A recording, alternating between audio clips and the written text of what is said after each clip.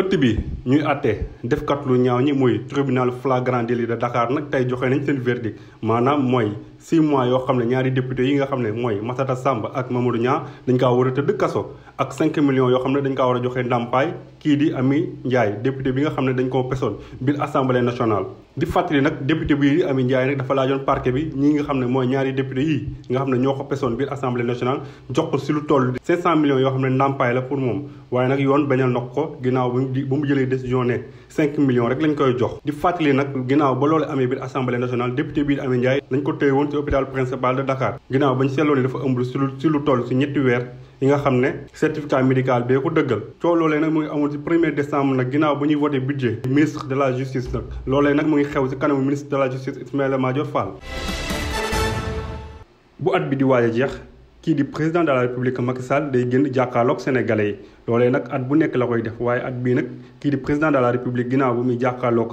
sénégalais yi di def discours à la nation dafa wax bilan moom ak wax li nga xam ne loolu la nar a def waaye bilan boobee ñii nga xam ne ñoo nekk ci opposition bi samp nañ ab laaj ndax bilan président de la république ñoom dalul seen xel. waa suivre na président de la république am si mbetteel bu rëy comme na may faralee di ko am saa yu jànn ak peuple sénégalais bi ndaxte it ku gis Sénégal bu mu bëgg jaay àddina bi daa nga xam ne boobu Sénégal xëy na moom kese ak njabootam ñoo koy dund waaye le sénégalais dalam daa dundul loolu. su ma jukkee benn ponk rek ca la mu waxtaanee mooy le programme de bourse de sécurité familiale daa nga xamante ne sénégalais bi tey la gën a nekk si njàqare tey la gën a ndóol tey la gën a sonn tey la gën a bëgg ndékki añ reer mu tëkku tey la gën a mën a jàng am ay lijaasam amul liggéey tey la gën a mën a jël gaal gi pour dem en immigration clandestine te dara waralu ko lu dul rek jaaxle te yaakaar amatul ci réew mi. kii di président de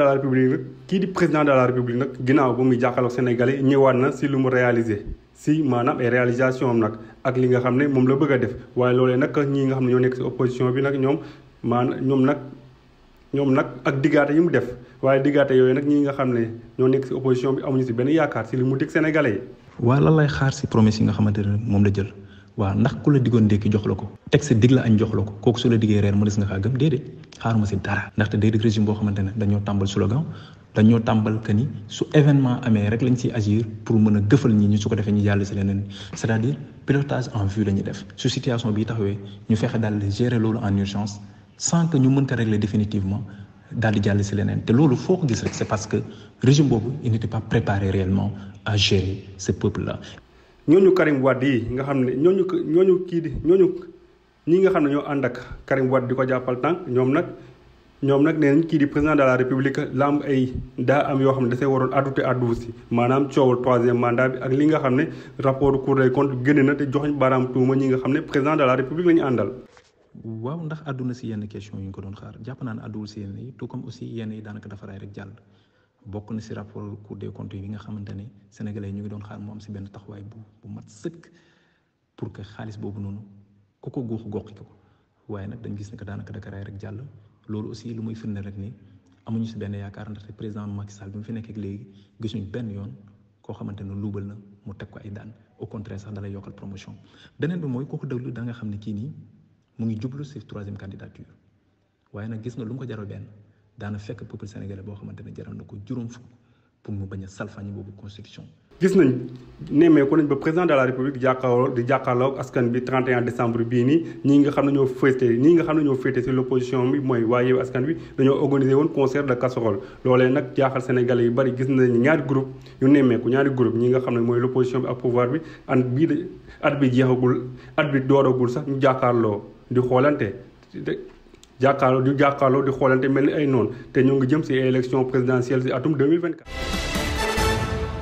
kii di président de la république ginnaaw ba muy def discours à la nation nag mu ngi dalal xelu sénégalais yu bari ak ñi nga xam ne ñoo yëngatu ci wàllum société civile bi ginnaaw ba Cour des comptes defee rapport di joxoon ñenn ñi nga xam ne ci ay ministre baaraamu tuuma anam gu ñu yore woon xaalis Covid bi jaarul yoon waaye nag ñi nga xam ne ñoo yëngatu ci wàllu société civile bi seen xel dalul benn yoon ci li président de la république wax kii nga xam ne mooy Birahim Seck ak kii nga xam ne mooy Alioune Tine bu Afrikajom Center nag ñoom nag ñoo ngi ñaawlu bu baax anam gi nga xam ne gars yi yore woon nañ ko suñu xaalis te di artu président de la république nag nu yoon jaaree woon na caisse d'avance mairie de Dakar bi nag na ko jaarale fii nga xam ne Cour des comptes génne na rapport te joxe ñenn ci baaraam tuuma kii di ministre de la justice nag Ismaïla Madior Fall nag moom nag ubbi na information judiciaire ñi nga xam ne Cour des comptes ñoo koy sàkk ci yoon pour mu def ko ñi nga xam ne leen jéem dañoo def alal gi foo xam ne waruñu ko def ñu indi si ay leeral di fàttali nag ñi nga xam ne ñoo yëngatu si société civile bi amaloon nañ ak manifestation bu yaate ay junni nit ñëwoon nañ ci teewe woon nañ daje boobu noonu pour ñaawlu anam bi ñu yore woon xaalis si Covid gi ñoom nag ñu ngi sàkku nag na lépp leer na yoon gaaw ubbi dossiers yi pour ñu xool xaalis bi jaar. bu ñu waxee fin d'année wax weeru décembre loola tax nag kii di meeru Kaolack sëñ bu jël lu toll 15 000 ndaw yi nga xam ne dañoo fës si wàllum école gi na leen jox ay neexal yu dund fête googee nag mu ngi amoon fële sa cœur de ville bu nekk sa Kaolack fête googee nag dafa amoon thème mooy maanaam Kaolack une ville propre Kaolack dëkk bu set wicc jaarale ko si ndaw ñi ndaje boobee nag dañ si ñëwaat si yeneen si suñuy xibaar.